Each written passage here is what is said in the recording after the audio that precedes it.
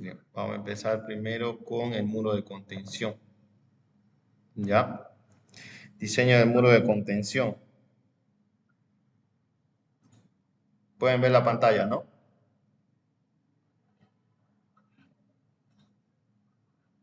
¿Se ve? Ya, perfecto. Se escucha también igual, ¿no? ¿Se escucha bien? Ok, empieza a grabar, ya. Vamos a empezar a grabar entonces. Bien, vamos a diseñar el muro de contención que está estipulado para su grupo de ustedes, que me imagino que es este por lo que me pidieron. Dice estudiar la estabilidad del muro de contención de la figura, verificar la seguridad contra el vuelco, deslizamiento, admitiendo un coeficiente de fricción igual a 0.6, con seguridad contra la rotura del suelo de fundación, sabiendo que la tensión admisible del suelo es de 3 kilogramos sobre centímetro cuadrado.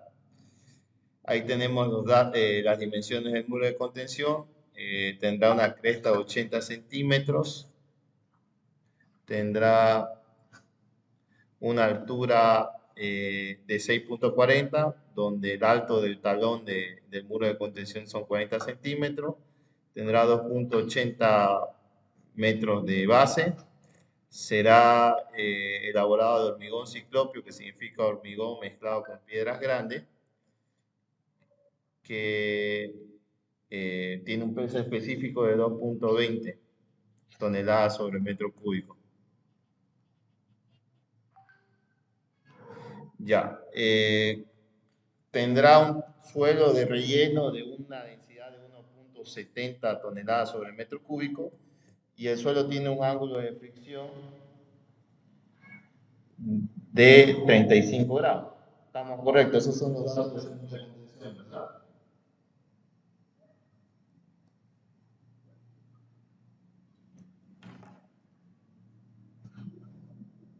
¿Estamos bien?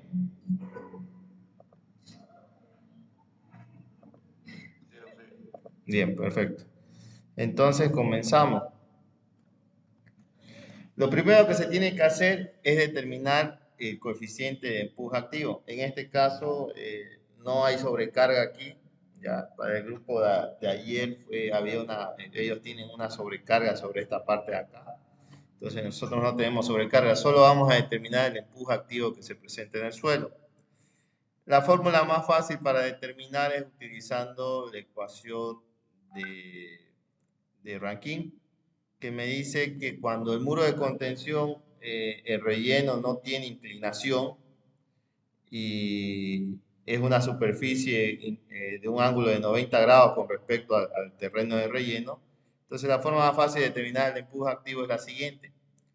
1 menos seno del ángulo de fricción dividido entre 1 más el seno del ángulo de fricción, lo que me da a mí un valor de coeficiente de empuje activo de 0.271. ¿Ya? Entonces, lo siguiente que hacemos es ahora sí determinar cuánto es el valor del empuje activo. El empuje activo es igual a 1/2 por la densidad del suelo por la altura al cuadrado del muro de contención por el coeficiente de empuje activo, ¿ya? Este HM, olvídenlo ya, no es, como les digo, es similar al ejercicio. Lo copié del ejercicio, en la fórmula del ejercicio del grupo de ayer, ¿ya? No está esta parte acá, ¿ya? Directamente es la densidad del suelo por la altura del relleno, que son 640, por el coeficiente de empuje activo. Entonces me queda que es 1/2 por 1.70 toneladas sobre metro cúbico por 6.40 metros al cuadrado por 0.271. Y me dice que el empuje activo es igual a 9.435 toneladas.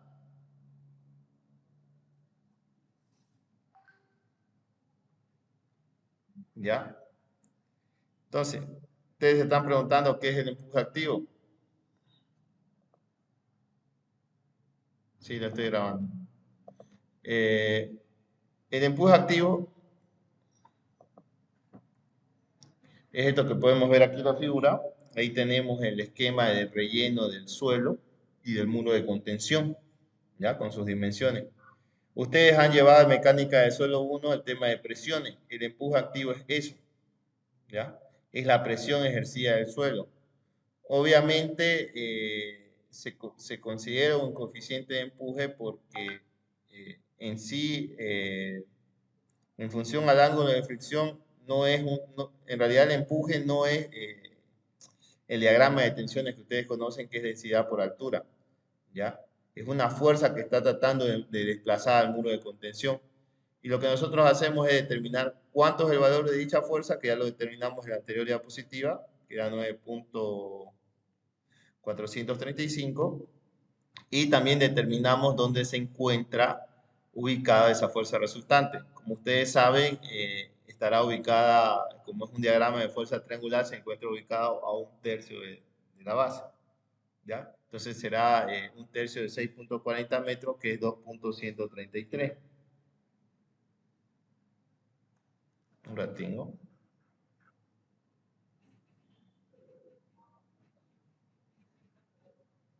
¿Ya? Siguiente paso, nosotros debemos determinar el cálculo de las cargas gravitatorias, ¿ya? Lo que hacemos es subdividir el muro de contención en figuras geométricas conocidas. Por ejemplo, el muro de contención lo vamos a subdividir en 3 partes: la zona triangular, la parte rectangular de arriba y la base. Espérenme un segundo, hay uno que no se explicó bien y está queriendo entrar. La grabación y la diapositiva. Entonces les decía, ya encontramos la ubicación de la fuerza de empuje activo, ya encontramos dónde se encuentra ubicada y cuánto es su valor, ahí vemos en el esquema. Vamos a determinar las cargas gravitatorias. Entonces para eso vamos a subdividir al muro de contención en 3 partes o en 3 figuras geométricas conocidas, ¿ya? Dígame.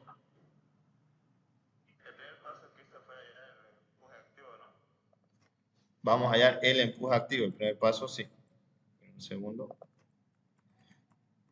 Es el empuje activo. El primer paso es determinar el empuje activo y su ubicación, ¿ya? Ya lo hemos hecho. 9.435 nos da el empuje activo. Y su ubicación será ubicada a 1/3 de la altura del muro de contención. Entonces, de 6.40 será 2.133 metros, ¿ya? Lo segundo es determinar las cargas gravitatorias. Para eso nosotros vamos a subdividir en figuras geométricas conocidas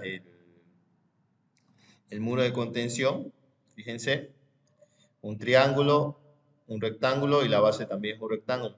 Ahora, como el muro de contención tiene un pequeño talón aquí, eso quiere decir que todo ese peso del suelo que está cayendo ahí también tiene una incidencia, nos ayuda, es una carga gravitatoria, ¿ya? Entonces le vamos a llamar W4. ¿Ya? Entonces, ¿qué es lo que vamos a hacer? Por ejemplo, para el área 1, que es esta zona rectangular, área 1 será igual a 4.80 metros cuadrados, ¿ya? Porque es 6 por 0.80, me da 4.80 metros cuadrados. Su ubicación, ¿dónde se encuentra ubicada? La fuerza resultante se encuentra a la mitad, ¿ya? Entonces, la ubicación de la carga 1 será 2 metros. Fíjense en el dibujo. Ya tenemos 40 y 40, 80, cosa que aquí queda 1,20. 40 centímetros más 1,20 son 1,60. La mitad de rectángulo sería 40 centímetros, lo que me da la ubicación de esa carga a 2 metros. El peso va a ser igual a la densidad del hormigón ciclópeo por el área 1. O sea, los 4.80 metros cuadrados por 2.2 toneladas sobre metro cúbico, lo que me da un peso de 10.56 toneladas. Lo mismo hago para el área 2. Como es una sección triangular, es 1,20 por 6 dividido entre 2, me da 3.60 metros. se encontrará ubicada a 1/3 de la base. Como aquí hay 40 centímetros, más 80 que hay hasta el centro de gravedad del rectángulo, son 1.20. Y el peso va a ser igual a la densidad por el área del triángulo, lo que me da la densidad del hormigón, lo que me da un peso de 7.92 toneladas. ¿Ya?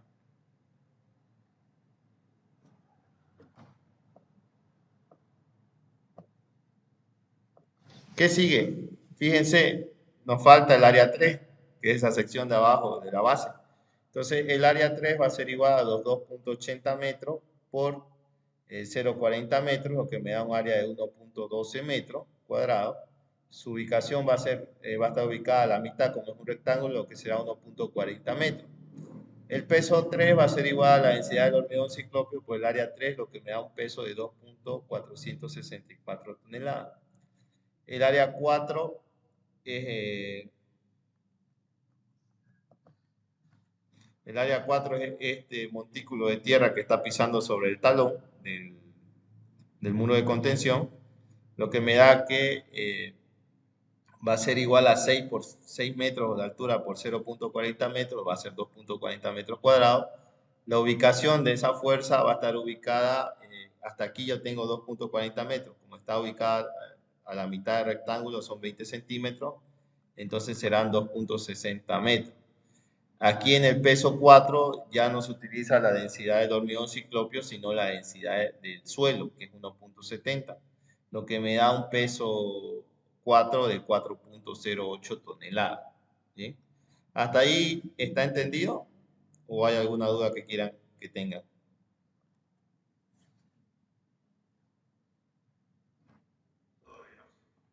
No es nada difícil. De todas formas van a tener la grabación. ¿Ya? Bien, continuando entonces. Ahora tenemos que calcular una de las tres verificaciones que nos pide el enunciado. La primera es la verificación al factor de estabilidad contra el vuelco. ¿Ya?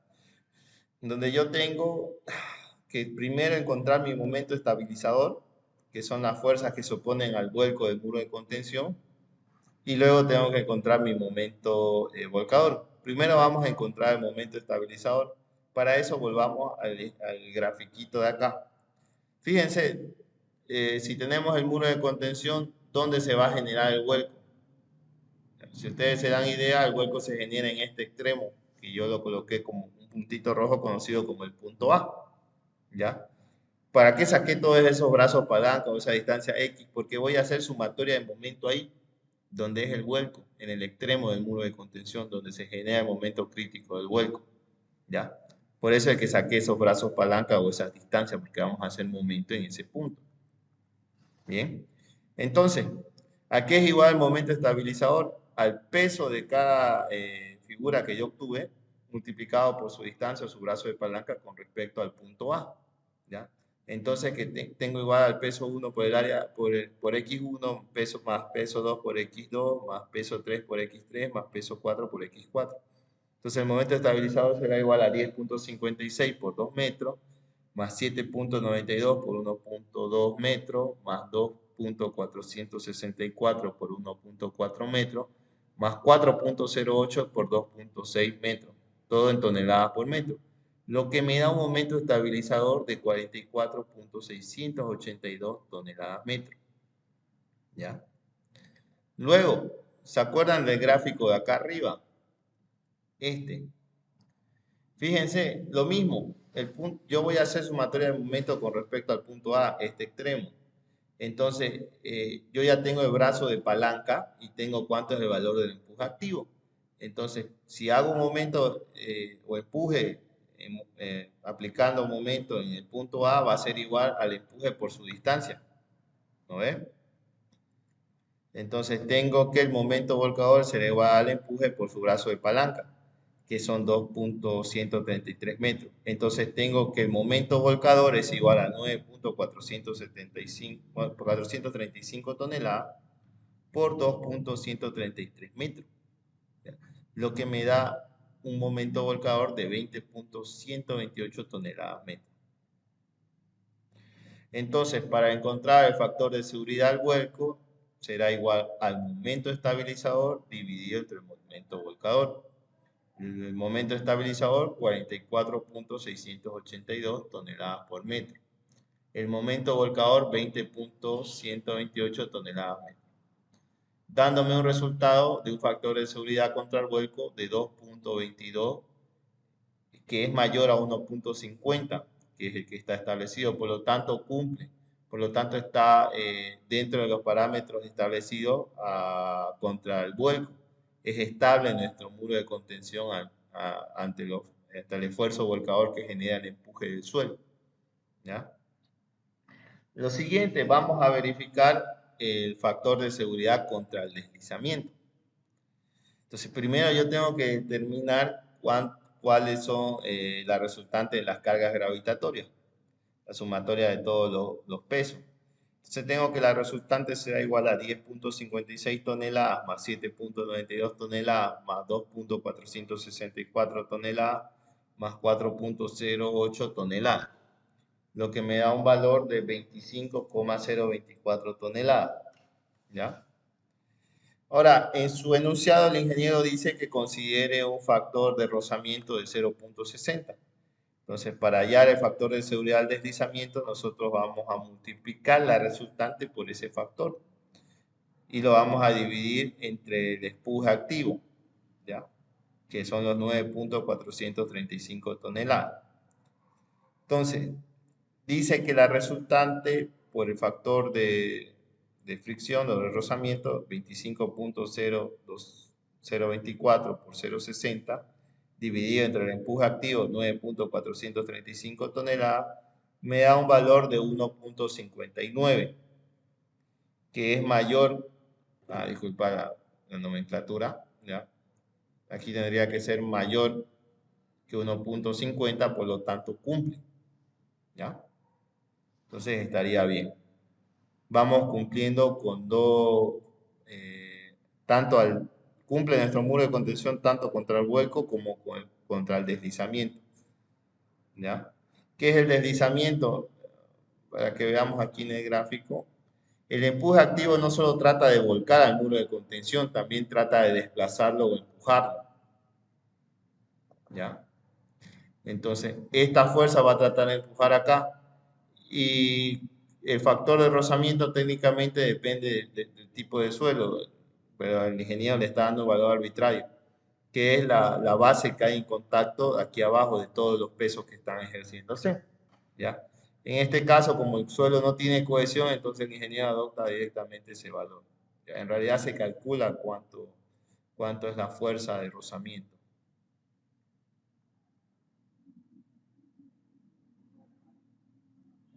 Perdón. Ya, entonces está cumpliendo al deslizamiento, está cumpliendo al vuelco. Ahora vamos a verificar las tensiones admisibles. Para eso yo tengo que saber dónde se encuentra ubicada la fuerza resultante. Fíjense que hemos calculado la fuerza resultante, pero yo no sé, vamos a hacer un dibujito aquí. Yo no sé dónde se encuentra ubicada la resultante de todas esas fuerzas.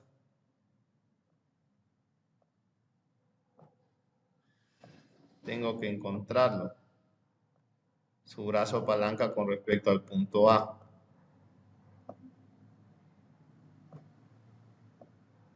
¿Ya? Para ver si me cae dentro del núcleo central de la base de fundación del suelo o no. En caso de que no me cayera, me generaran tensiones máximas y mínimas sobre el suelo. Pero en este caso, a diferencia de los otros dos grupos, el de ustedes sí cumple su muro de contención.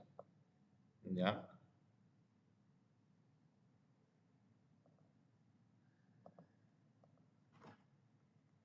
Entonces vamos a verificar, vamos primero a determinar dónde se encuentra ubicada la fuerza resultante. ¿Ya?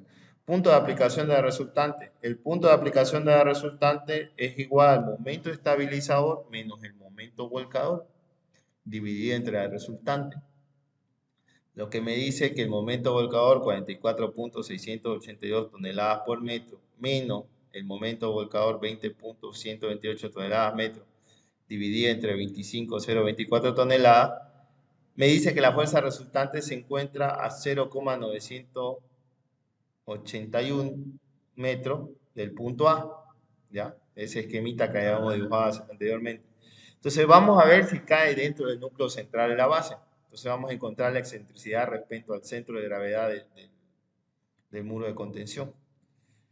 Me dice que la excentricidad es igual a la base del muro sobre 2 menos X. Y eso tiene que ser un valor menor o igual a la base del muro sobre 6. O sea que tiene que caer dentro del núcleo central. Por lo tanto, la excentricidad va a ser igual a 2.80 metros dividido entre 2 menos el valor de X, 0.981. ¿Ya? Y eso tiene que ser igual o menor a 2.80 metros dividido entre 6. Y me da que la excentricidad es 0,418 metros, que es menor que 0,467 metros. Por lo tanto, cumple, cae dentro del núcleo central, entonces no habrán esfuerzos de tensiones negativas o cero, ¿ya?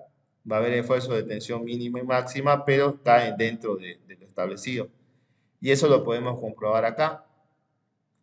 La tensión máxima en la base en la base del muro de contención va a ser igual a la resultante sobre la base del muro multiplicado por 1 más 6 veces la excentricidad dividida entre la base del muro. Ahí tenemos 25.024 toneladas dividido entre 2.80 metros por 1 más 6 por 0,418 dividido entre 2.80 metros, dándome un valor de 16.94 toneladas metro, que es menor a 30 toneladas metro, que es la tensión admisible que ustedes le dieron, por lo tanto cumple. Ahora veamos la tensión mínima, que es casi la misma ecuación. La resultante dividida entre la base multiplicada por 1 menos 6 veces la excentricidad sobre la base. Haciendo los cálculos pertinentes tenemos que la tensión mínima, perdón, aquí es mínima, van a disculpar, van a colocar tensión mínima, es igual a 0,932 toneladas sobre metro, que es menor a 30 toneladas sobre metro. ¿Ya? También ahí van a corregir, no es 15, es 30 igual que aquí arriba. Lo que nos da un diagrama de tensiones del suelo en el muro de contención, que es el siguiente. Pueden fijarse que hay una tensión máxima y una tensión mínima. A un extremo estará 16.94 toneladas sobre metro y a otro extremo será 0,932 toneladas sobre metro. Pero de todas formas me está cumpliendo, ¿ya? Porque si no cayera dentro del núcleo central, en vez de ser una tensión baja aquí, puede ser una tensión baja pero hacia arriba, que sería una tensión de tracción, cosa que el suelo no admite, entonces fallaría por esfuerzo de corte del suelo, ¿ya? Este es el ejercicio de muro de contención. ¿Algo que quieran preguntar?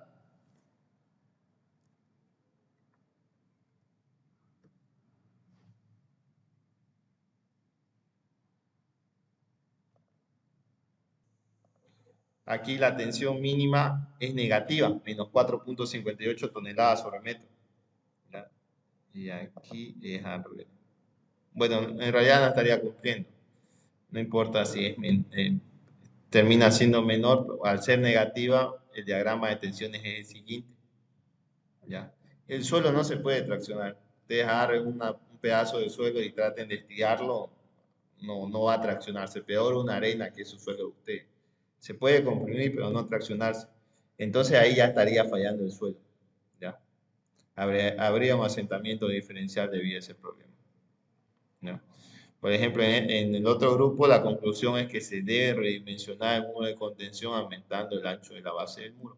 En el caso de ustedes estaría cumpliendo, ¿ya? No hay ese problema. ¿Alguna otra pregunta?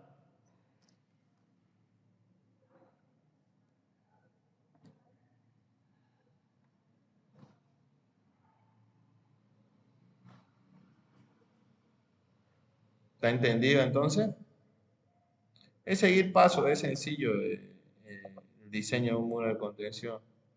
Técnicamente ustedes tienen que volver a ver el video y copiar y los errores que les digo de taipeo, que hay algunas palabritas ahí, taparlo. No es nada del otro mundo, ya está diseñado aquí el muro de contención. En el que van a tener complicaciones va a ser en el otro, porque ese hay que hacer varios intentos, no sale a la primera. ¿Ya? ¿Ninguna pregunta entonces respecto al muro?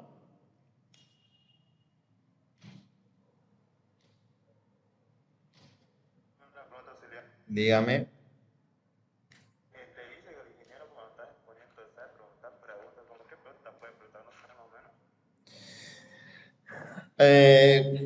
¿Cómo tiene el empuje? ¿Cómo calcula el factor de seguridad al deslizamiento? ¿Cómo calcula el factor de seguridad al vuelco? Cosas así. Cosas que usted, si ha hecho el ejercicio, sabe responder. ¿Qué es el empuje activo? En el caso de muros es procedimiento. En el caso de doble da un poquito más. También es procedimiento, pero hay más donde charlar, más hablar con el ingeniero que otra cosa. ¿Ya?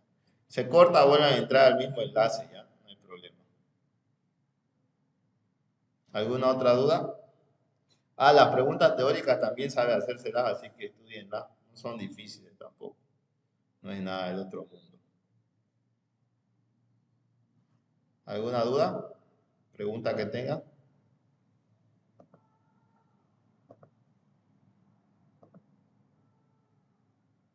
Vamos a ver dónde están las preguntas. Todo eso también voy a ir explicándoselo.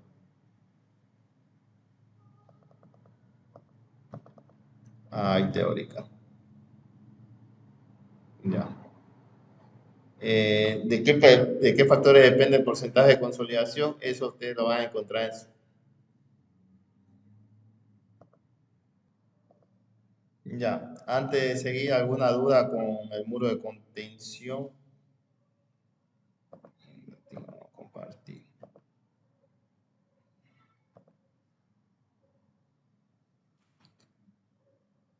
Antes de seguir, ¿alguna duda con el muro de contención?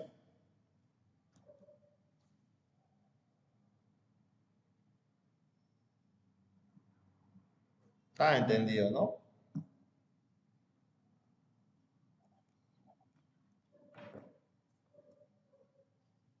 ¿Me escucha?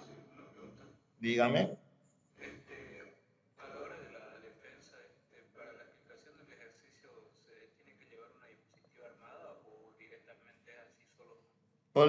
¿En qué aula pasan ustedes? ¿En el 222, en el 225 o en el 224? Es que han cambiado bueno, hasta el año pasado que yo era auxiliar, la hora de asignar era el 224 y el 225. Inclusive el horario es diferente ahora. Aquella época no había diapositiva, no sé, te le explicaba, ¿no? Pueden hacerse también una diapositiva o saquen captura de esto, ¿no? Después lo voy a subir desde arriba. Ya. Sáquenle captura.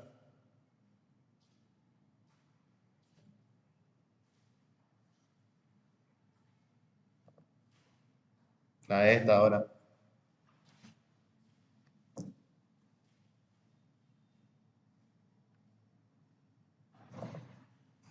A la siguiente.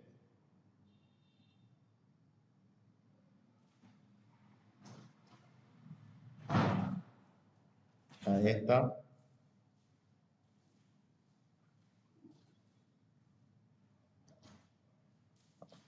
La que sigue.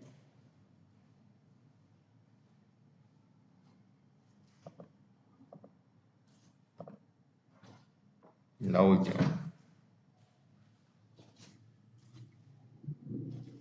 Ya le sacaron captura, ¿no?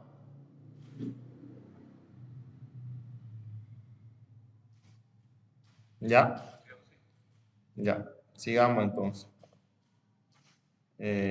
Nos queda lo que estaba mostrando. Las teóricas. Vaya, hombre.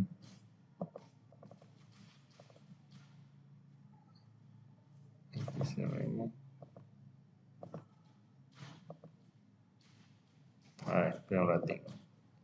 Descarga mecánica del suelo.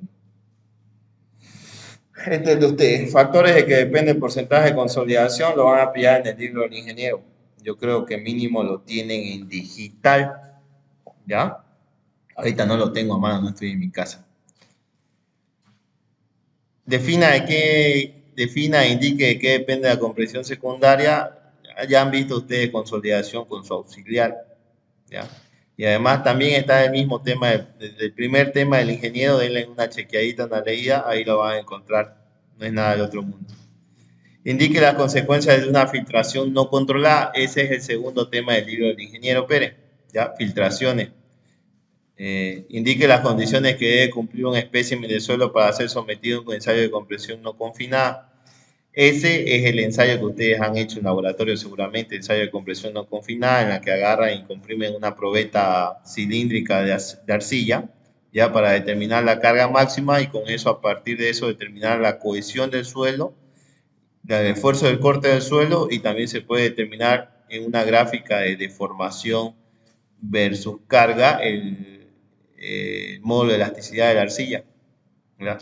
Con la ecuación para determinar el módulo de reacción vertical para una placa circular de 30 pulgadas, ¿qué deformación debe alcanzar? 0.05 pulgadas o 1.27 milímetros. El ensayo de placa de carga se mide, que es para determinar el módulo de balasto o reacción vertical del suelo, que se usa para dimensionar losas de fundación.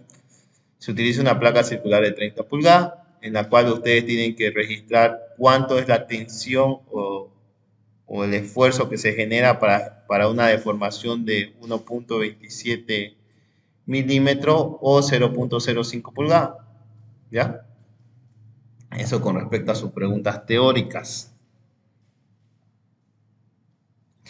Condiciones que debe cumplir: la altura debe ser 2 veces la base. Para cualquier ensayo de compresión, sea suelos o sea hormigones, la altura debe ser igual a 2 veces la base. ¿Ya?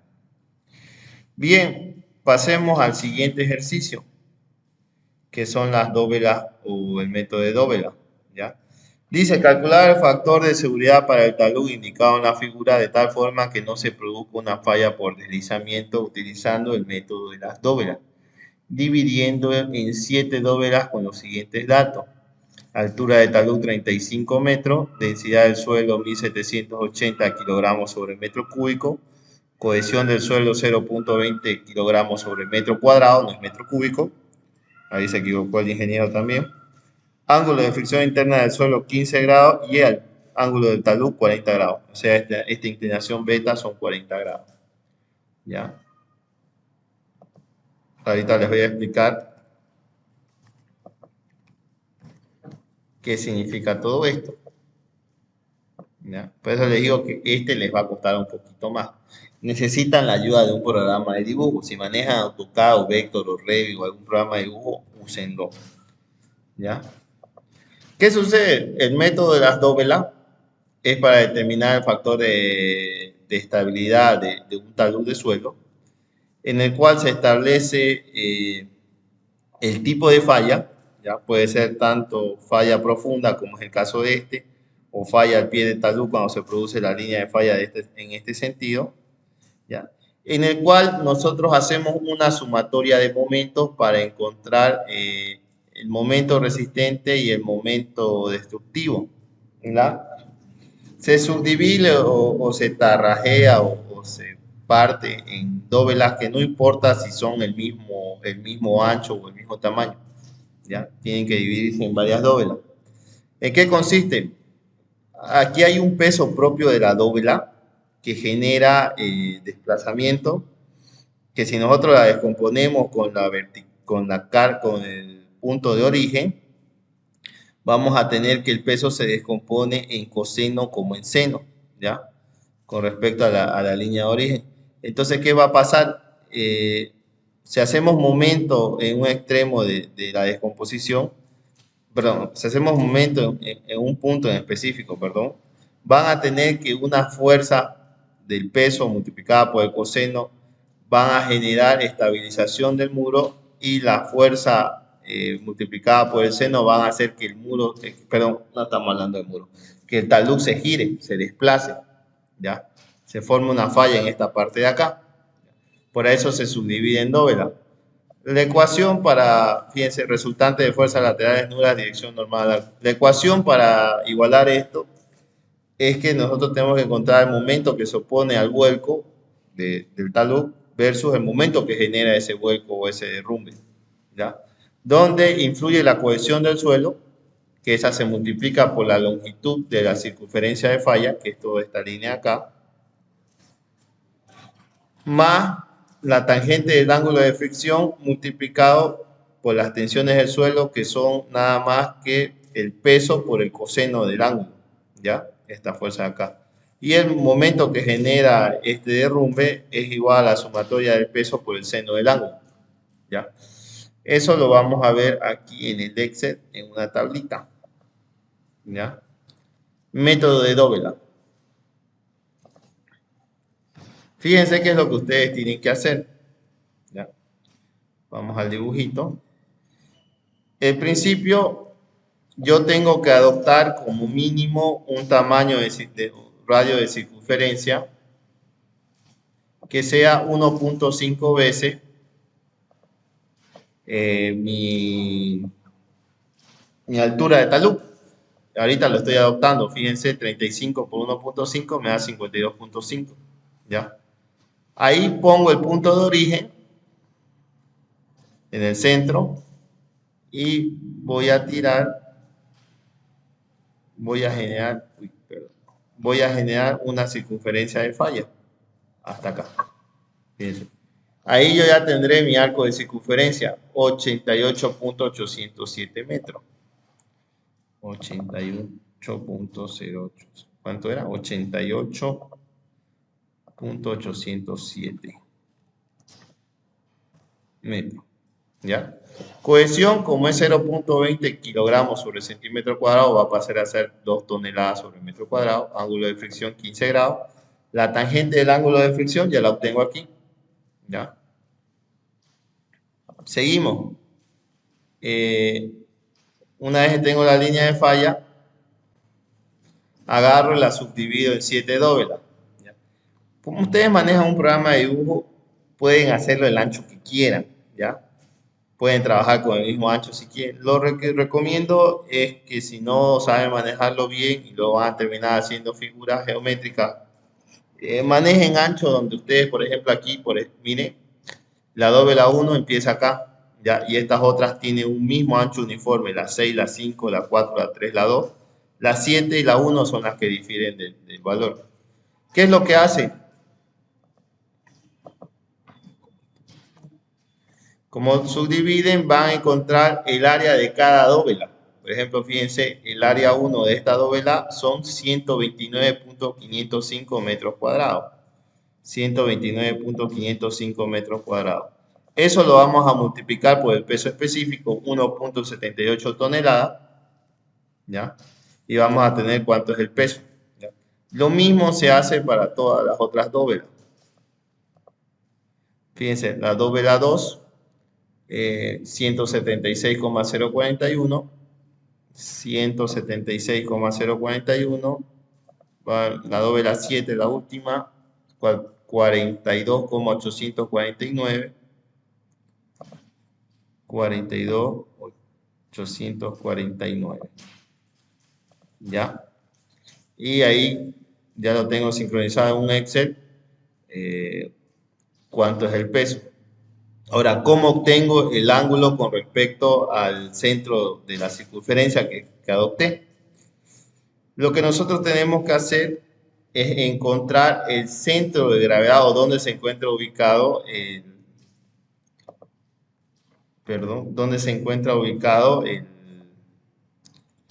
la resultante del centro de masa de la figura geométrica. Si ustedes manejan AutoCAD, por ejemplo, lo pueden encontrar fácilmente, ¿ya? No es nada del otro mundo. Generan la figura y creo que en el AutoCAD sí se puede sacar centro de masa. En el caso de mi programa es un poquito más anticuado, entonces no puedo hacer eso. A ver, no la tengo. Vamos.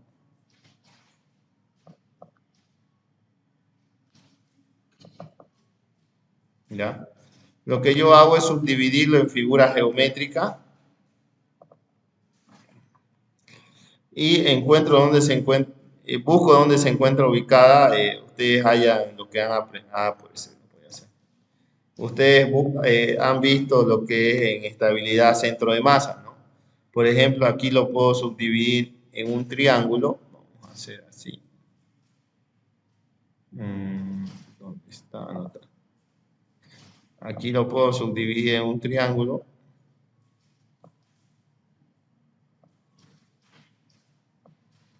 Esta parte de acá lo trabajo como un rectángulo. Y esto también podría hacerse como un triángulo o se puede hacer como un arco de circunferencia. ¿Ya? Entonces, aplico Steiner o el teorema de Variñón, creo, para hallar el centro de masa, ¿no? Área por su brazo palanca dividida entre la sumatoria de áreas, ¿no? Y me da la ubicación de dónde va a estar desplazado el centro de masa de la figura. En este caso, este de acá. Una vez que tengo ubicado el centro de masa de todos las dóvelas, ¿ya? Recién voy a agarrar y voy a trazar una línea con respecto al origen que intersecte ese centro de masa, la línea que ustedes están representando del peso de W, que son estas acá. Fíjense, ahí tengo los ángulos que intersectan: 66,78, 58,28, 42,94, 30, 15,27,9, 3,812, 8,808. Y lo coloco aquí en mi tablita Excel. Ángulos 66, 58, 30. Y calculo cuánto es el seno y cuánto es el coseno. ¿Ya? Y con eso calculo las fuerzas que generan el momento destructivo, que eso se lo abreva como T, que es W por seno, y la fuerza que genera el momento resistente, que es N, W por coseno. ¿Ya? Y hago una sumatoria. Ustedes se preguntan tal vez por qué el último tiene un valor negativo.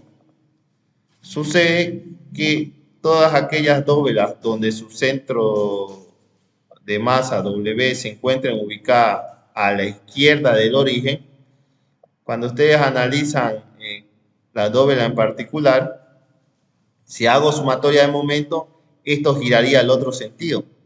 Volvamos acá. ¿Ya? La W, la componente, sería para el otro sentido, entonces giraría en sentido contrario. Es por eso que si se encuentra desplazado a la derecha del origen, el centro de masa de esa dóvela, cuando hacemos la sumatoria del momento destructivo, en vez de generar el vuelco en el talud, se opone a eso. ¿Ya? Es por eso que aquí la séptima dóvela es negativa, porque fíjense en el ejemplo, el origen trazamos una línea perpendicular, la azul, y se encuentra al centro de masa de la dóvela. Cuando analizo esa dóvela, se encuentra desplazado a la izquierda del origen. Entonces aquí es negativo. ¿Ya? ¿Cómo determina el factor de seguridad? Ya habíamos visto, el factor de seguridad es igual al momento resistente menos dividido entre el momento destructor, donde el momento resistente es la cohesión del suelo por la longitud del arco de la circunferencia, que ya lo tenemos, la longitud de cuerda 88,807, y el momento resistente, más la sumatoria de NI por la tangente del ángulo dividido entre la sumatoria de las fuerzas T. ¿Ya? Aquí ya tengo la sumatoria de las fuerzas T, la sumatoria de NI, entonces directamente en este me hago un Excel, la coloco el ejercicio, los resultados. Fíjense, I5, que es la longitud de la cohesión por la longitud de cuerda, más J17, que es la sumatoria de N, por I7, que es la tangente del ángulo de fricción, dividido entre entre I17, que es el momento destructivo, la sumatoria de las fuerzas T. Y ahí me da un valor con un factor de seguridad de 0,539. ¿Ya? ¿Qué sucede? Yo tengo que seguir haciendo iteraciones hasta que genere este fenómeno. Fíjense, cuando el factor de seguridad es menor o aproximadamente a 1,07, las fallas son comunes. Cuando está entre 1,07 y 1,25, las fallas ocurren. Y cuando es mayor a 1,25, las fallas casi ocurren. Entonces tienen que tratar de que sea 1,25. ¿Ya? ¿Qué hago? Vuelvo a dibujar. Venimos al programa. Si pueden manejar un programa mucho mejor. Vuelvo a dibujar. Aquí está mal. Tengo. La cota está muy... Uy, perdón. Esta cota no está tomada de origen.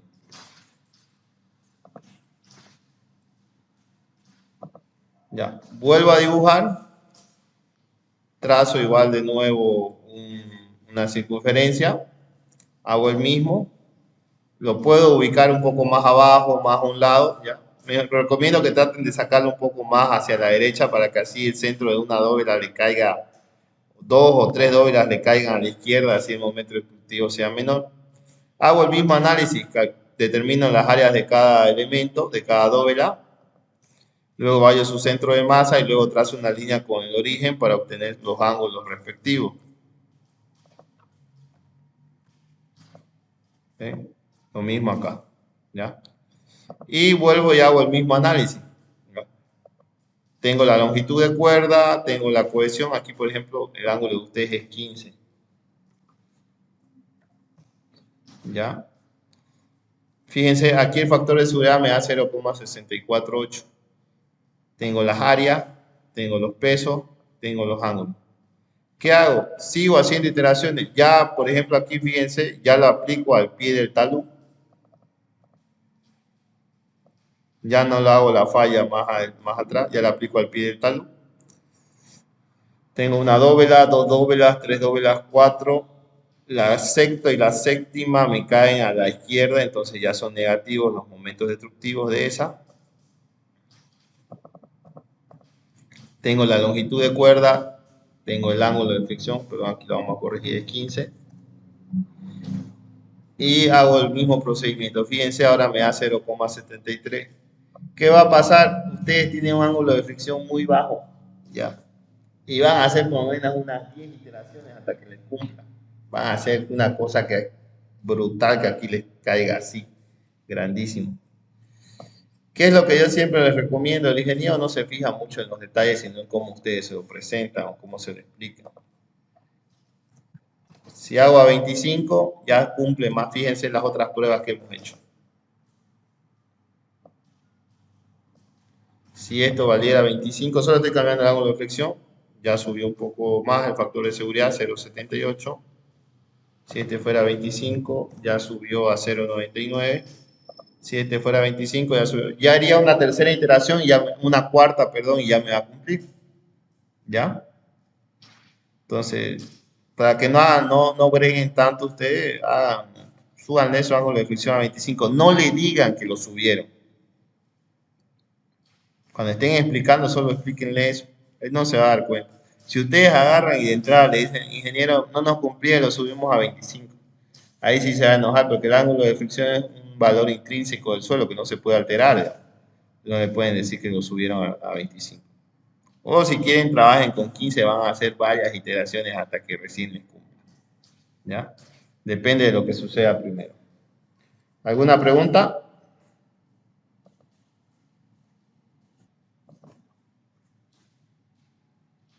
¿Se entendió qué es lo que se hace en el método de las dóvelas?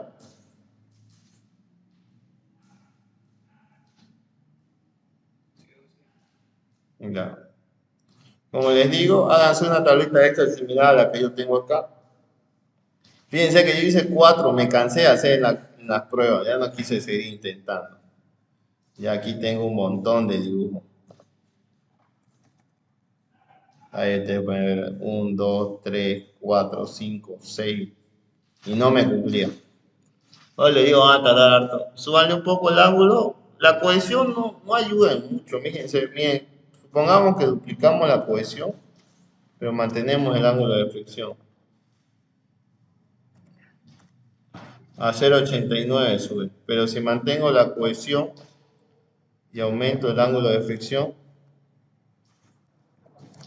1,15. Traten de no ponerle un ángulo de fricción de 30. Él no se va a dar cuenta. Cualquier cosa le dicen, perdón, es que leímos mal, pensamos que decía 25 y no 15.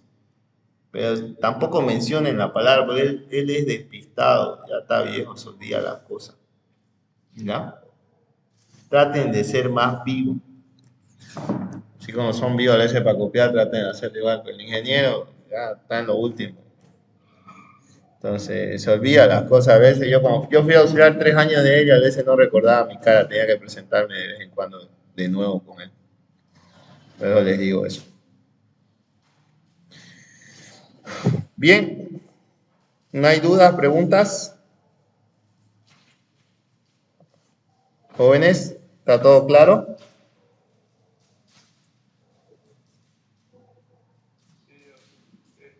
Esa gráfica no nos la puede pasar que hizo o nosotros la hacemos mejor.